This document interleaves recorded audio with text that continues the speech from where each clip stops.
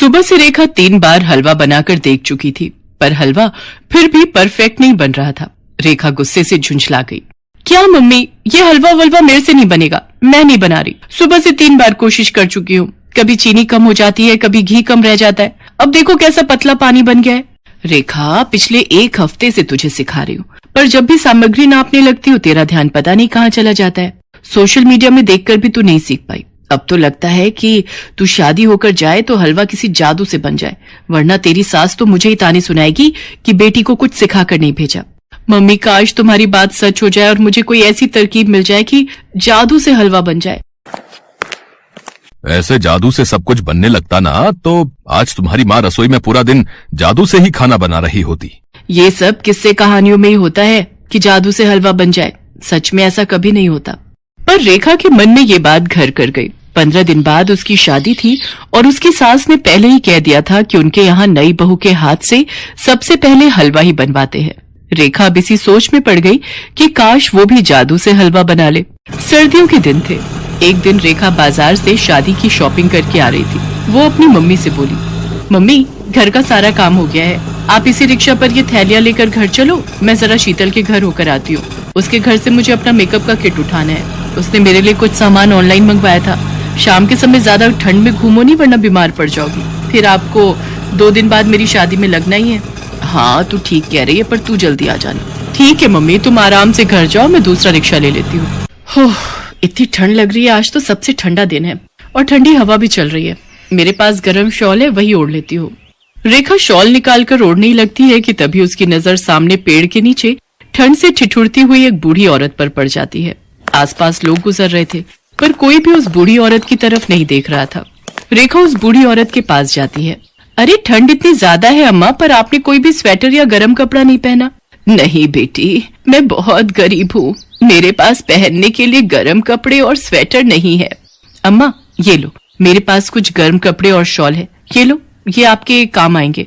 आप ये पहनो, तब तक मैं आपके लिए सामने की दुकान से कुछ खाने का और गर्म चाय लेकर आती हूँ।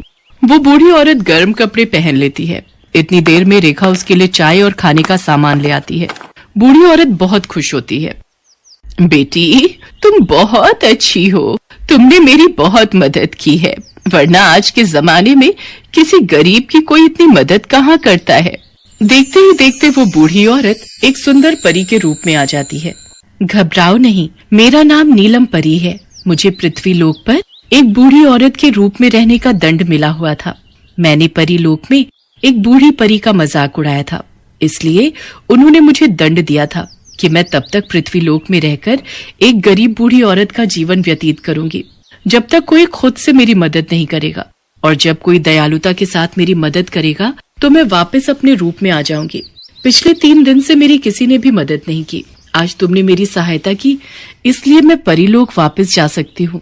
जाने से पहले मैं तुम्हें कुछ देना चाहती हूँ। मांगो, तुम मुझसे क्या मांगती हो? नीलम परी, मेरी तो अभी एक ही दुविधा है। 2 दिन बाद मेरी शादी है और मुझे हलवा बनाना नहीं आता। आपके पास कोई उपाय है जिससे जादुई हलवा बन जाए और मेरी ससुराल में प्रशंसा हो? अच्छा, तो ये बात है, रुको। नीलम परी हवा में छड़ी घुमाती है। ये लो, ये जादुई चीनी है। जब भी तुम हलवा बनाओगी तो इसी चीनी का उपयोग करना। ये चीनी मिलाते ही स्वादिष्ट हलवा बनकर तैयार हो जाएगा। आपका बहुत बहुत शुक्रिया नीलम परी, आपने बहुत बड़ी मुश्किल हल कर दी। नीलम परी से चीनी लेकर रेखा घर जाती है और चुपचाप उस चीनी की पोटली को अपनी अटैची में रख लेती है। 2 दिन बाद धूमधाम से रेखा की शादी विनय नाम के लड़के से हो जाती है। देखो रेखा बहू, तुम्हारी जेठानी वर्षा ने पहली बार बहुत ही स्वादिष्ट हलवा बनाया था। तब वर्षा ने हम सबका दिल जीत लिया था। आज तुम्हें भी सब मेहमानों के लिए स्वादिष्ट हलवा बनाना है। नीलम परी की दी हुई चीनी से हलवा बना लेती हूँ। जादुई हलवा खाकर ये सब मेरी तारीफों के पुल बांध देंगे। और ऐसा ही हुआ। रेखा ने नीलम परी की दी हुई चीनी जैसे ही मिलाई, हलवा तैयार हो गया। हलवा खाकर सबने रेखा की बहुत तारीफ की। आखिर जादुई हलवा बना ही बहुत स्वादिष्ट था। रेखा की तारीफें सुनते देख उसकी जेठानी जल भुन रही थी। सुनो जी, हलवा तो हमारी छोटी बहू ने बड़ी बहू से भी ज्यादा बढ़िया बनाया है। अब बहू को शगुन के रुपए देने चाहिए। हाँ रेखा बहू, हलवा वाकई में बहुत स्वादिष्ट बना है। सभी मेहमानों ने तुम्हारे हाथ के बने हलवे की बहुत तारीफ की। रेखा बहू, कल घर में महापूजा है और मैं चाहती हूँ कि हलवा तुम ही बनाओ। बड़ी बहू पूरी सब्जी बना लेगी। तुम्हारी शादी के बाद कुलगुरु घर में पहली बार आ रहे हैं, तो अच्छे से उनका स्वागत होना चाहिए। और हमारे घर के रीति रिवाजों के अनुसार कुलगुरु को हम भोजन में सबसे पहले नई बहू के हाथ का हलवा ही खिलाते हैं। ठीक है माँ जी, मैं बना लूंगी। रेखा अपनी अटैची में से चीनी की पोटली निकाल रही थी, तभी उसकी जेठानी उसे देख लेती है। ये चीनी तो मेरे लिए बहुत लकी है। अगर ये चीनी ना हो तो मैं स्वादिष्ट हलवा बना ही ना पाऊं। वैसे मैं इस पोटली में से जितनी चीनी निकालती हूँ उतनी बढ़ जाती है। ये बहुत अच्छी बात है। ये सब नीलम परी के जादू का कमाल है। अच्छा, तो ये बात है। ये रेखा हलवे में इस चीनी का इस्तेमाल करती है, वरना इसका हलवा इतना स्वादिष्ट हो ही नहीं सकता। मैं भी देखती हूँ अब ये कल हलवा कैसे बनाती है। अगले दिन रेखा पूजा के लिए हलवा बनाने लगती है, पर जैसे ही वो अटैची देखती है, चीनी की पोटली गायब थी। वो परेशान हो जाती है। रेखा रोने लगती है। उसे कुछ समझ नहीं आ रहा था, पर उसे हलवा बनाना भी जरूरी था, क्योंकि उसकी सास उसे बार बार आवाज लगा रही थी। रेखा को हलवा बनाने की आदत पड़ गई थी। वो अपनी समझ से सारी सामग्री डालकर हलवा बनाती है। कुलगुरु हलवे की बहुत तारीफ करते हैं। ये देखकर रेखा अचंभित हो जाती है। मैंने तो इस बार हलवे में नीलम परी की दी हुई चीनी डाली ही नहीं थी, फिर भी मेरे हाथ का हलवा इतना स्वादिष्ट बना था। ये कैसे हो सकता है? मैंने तो चीनी की पोटली छुपा दी थी, फिर रेखा ने हलवा पहले जैसा स्वादिष्ट कैसे बना लिया? तभी रेखा के सामने नीलम परी प्रकट होती है। रेखा, चिंता करने की कोई बात नहीं है। तुम्हारी जेठानी वर्षा ने चीनी की पोटली छुपा दी थी, पर तुम्हें ये ज्ञात ही नहीं कि तुमने बार बार हलवा बनाने का अभ्यास किया और तुम खुद से ही स्वादिष्ट हलवा बनाने लगी। व्यक्ति जब किसी चीज का अभ्यास करता है तो वह उस कार्य में निपुण हो जाता है। जैसे आज तुम हलवा बनाने में हो चुकी हो, अब तुम्हें मेरी दी हुई जादुई चीनी की कोई जरूरत नहीं है। नीलम परी की बातें सुनकर रेखा बहुत खुश होती है और उसकी जेठानी अपना समूह लेकर वहां से चली जाती है।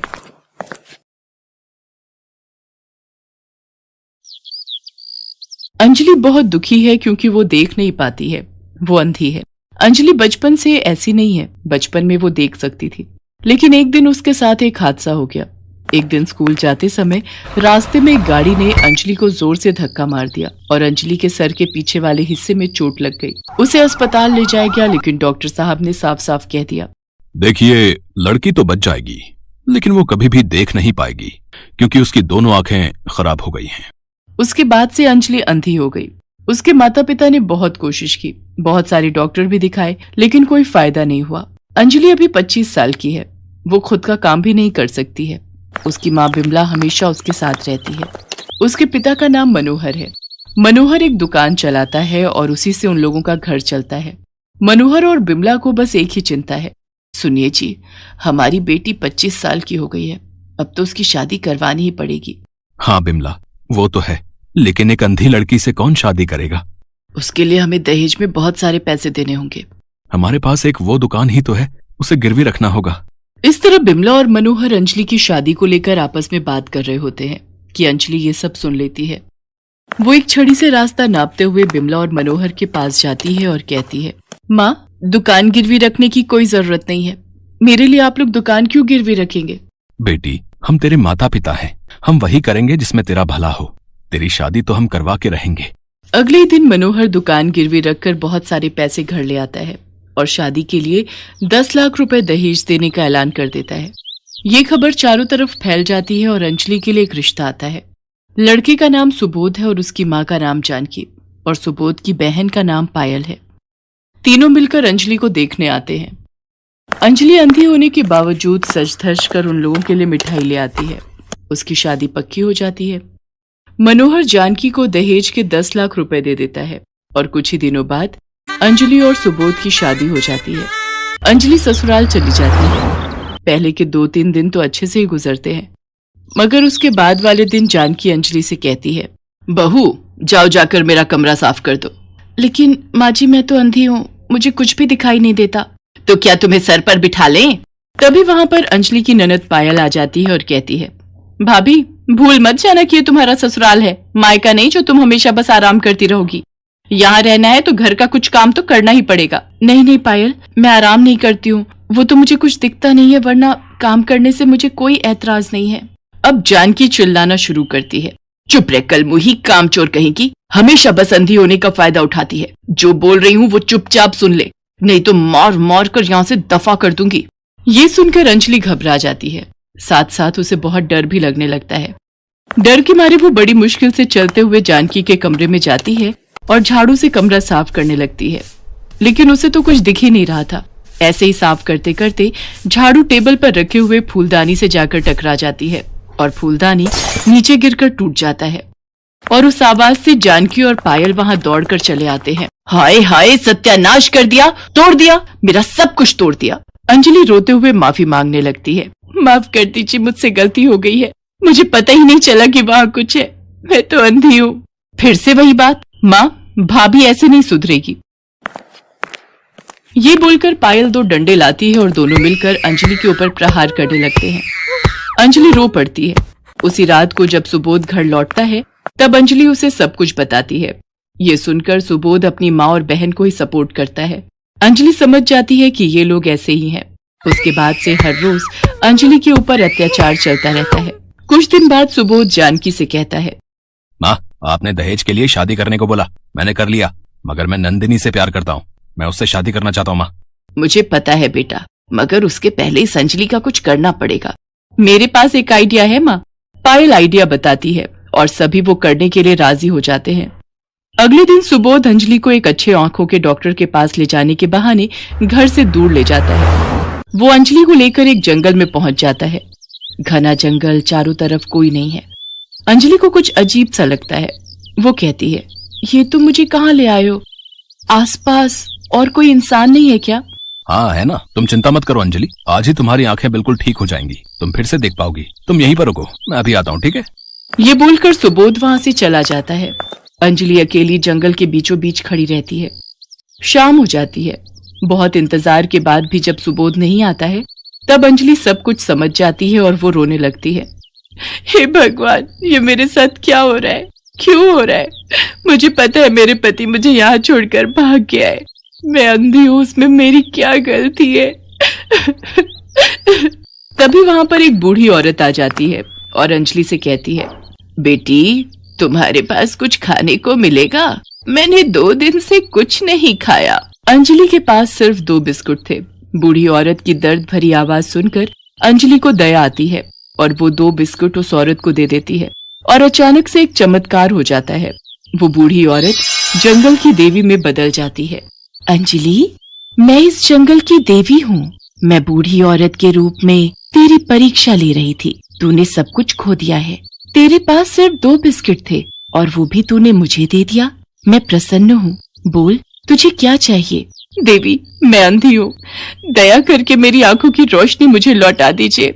जंगल की देवी अपनी जादुई शक्ति से एक जादुई चश्मा लाती हैं। अंजलि, ये जादुई चश्मा है, इसे पहनते ही तुझे फिर से सब कुछ दिखाई देने लगेगा। अंजलि उस जादुई चश्मे को पहन लेती है और उसे सब कुछ दिखाई देने लगता है। पेड़ पौधे, आसमान, जमीन, सब कुछ। अंजलि खुशी से झूम उठती है। जंगल की देवी, आपका बहुत बहुत धन्यवाद, मुझे सब कुछ दिख रहा है। इतनी खुशी मुझे जिंदगी में कभी नहीं मिली। अंजलि जंगल की देवी को धन्यवाद देकर वहां से चली जाती है। वो इधर उधर घूमकर अगले दिन सुबह ससुराल पहुंचती है, लेकिन वहां जाकर अंजलि देखती है कि सुबोध ने नंदिनी नाम की एक लड़की से शादी कर ली है। अंजलि को देखकर वो लोग बहुत चौंक जाते हैं। अरे, तुम कहाँ से आ गई? तुम्हें तो कुछ दिखाई नहीं देता है ना? हाँ, तुम तो अंधी हो, तुम्हें तो अब तक किसी जानवर के पेट में होना चाहिए था। इतने घने जंगल से तुम लौट कैसे आई? ये सुनकर हंसते हुए अंजलि कहती है, मुझे पता है तुम लोग मुझे मारना चाहते थे। सिर्फ और सिर्फ दहेज के लिए तुम लोगों ने मुझे इस घर की बहू बनाया, लेकिन अब मैं सब कुछ देख सकती हूँ। अब मैं तुम सबको मजा चखाऊंगी। ये सुनकर सभी हंसने लगते हैं। पायल कहती है, तुम्हें क्या लगता है तुम अकेली एक औरत हम चारों को हरा सकती हो? तभी सुबोध की नई पत्नी नंदिनी कहती है, मैं समझ गई हूँ कि ये कैसे देख पा रही है। कहीं से इसे ये चश्मा मिल गया है, इसी की वजह से ये देख पा रही है। हाँ, तुम सही कह रही हो, पहले तो ये चश्मा नहीं था। बेटा, इसका चश्मा निकाल, उसके बाद हम चारों मिलकर इसे मार डालेंगे और इसके घर वालों को बोल देंगे कि अंजलि किसी और के साथ भाग गई है। सुबोध अंजलि की तरफ बढ़ने लगता है। अंजलि ने खुशी के मारे ये सोचा ही नहीं था कि ये लोग उसे यहाँ भी मार सकते हैं। अंजलि डर जाती है। चारों के चारों अंजलि को मारने के लिए तैयार हैं। तभी एक चमत्कार हो जाता है। अंजलि के जादुई चश्मे से एक चमत्कारी रोशनी निकलती है और उस रोशनी में चारों जलकर भस्म हो जाते हैं। आह, बचाओ! ऐसे ही दर्द से तड़पते हुए चारों का खेल खत्म हो जाता है। अंजलि को इंसाफ मिलता है। उसने नहीं सोचा था कि उसका ये जादुई चश्मा ऐसा भी कर सकता है। वो मन ही मन जंगल की देवी को धन्यवाद देती है और इसके बाद वो अपने मायके लौट जाती है और अपने माता पिता को सब कुछ बताती है। वो लोग अंजलि को सपोर्ट करते हैं और ऐसे ही अंजलि अपने जादुई चश्मे के साथ खुशी खुशी रहने लगती है।